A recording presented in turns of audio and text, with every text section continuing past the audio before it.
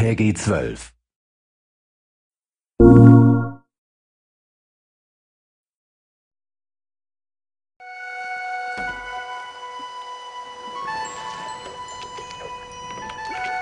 Whoa! It wasn't doing that before. There's a real visceral sense of being immersed in a game when you're holding something physical in your hand and you do it. The controller itself really contributes to the feeling that you are a wizard. You have a magic wand in your hand, and Finn has a magic wand in his hand. It's the best one-to-one connection with a character that I've ever felt. When we first took the controller and whirled it over our head and saw the apprentice conjure a tornado out of the ground, it's like, that is something different. That is not just another press the button and cast your spell. He just conjured a tornado. This is awesome.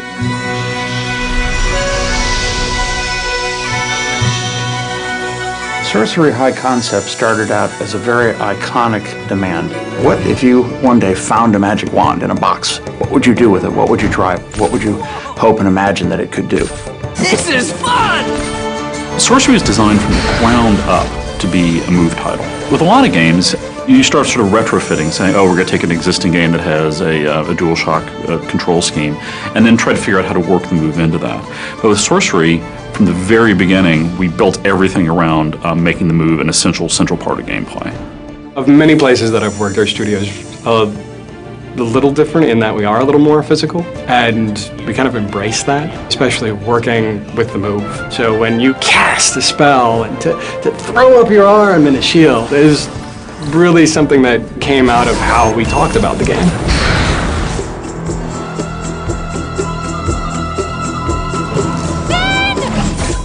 A lot of the motion control games that you see, sort of like it's detecting that you're doing something, but it's not precise. What really excites me when I play Sorcery is the degree of control you have. So if I'm using it to cast arcane bolts at somebody, it actually matters where I'm pointing the controller at the screen. But we could also let the player put English on it. So for example, if you cast like this or cast like that, that actually hooks the bolts around and arcs them in interesting ways. So it becomes a very technical, a very skill-based gameplay experience.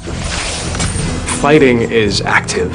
Drawing a firewall, throwing a bolt through it. Those movements are quick, fast. Spell switching is on the fly, and it's a movement, it's not a button press. As you get deeper into Sorcery, you learn more spells. You gain a command over the elements: ice, fire, wind, electricity. Then we found that combining them was cool. Cast your whirlwind through fire, the fire is sucked up off the ground and your whirlwind becomes a fire tornado. Cast your bolts into a fire-nado and fire bolts are multiplied and spread throughout the arena. Every spell in Sorcery can be combined with the other spells to produce a deep combo system that lets you just attack your enemies in a wide variety of ways to maximum advantage. A troll! That thing is huge! This way, come on!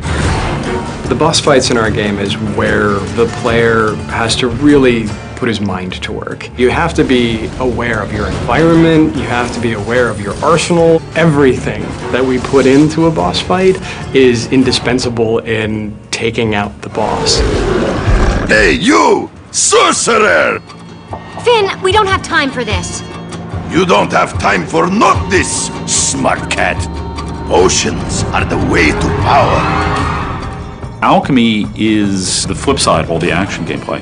In Alchemy, you're using the motion controller, but it's not under the pressure of combat. You discover many unusual ingredients. So our alchemy system, which is the key to level progression, involves mixing these elements together. And we make sure that with our move, we do this in a very visceral sort of a way. We want to create a feeling of that you weren't just fighting things all the time, that you really were a wizard who had a wide variety of different magic at your disposal. With the Move controller, we found that you have an enormous breadth of things you can do to accomplish simple tasks. And even though these things are often not hard or challenging, they connect you to the magic you're creating in a way that a button just never would have done. That's the heart of what makes the motion control experience potentially a permanent part of serious hardcore gaming, is people are realizing that this device lets me have a much richer interaction with the world than any traditional gaming device.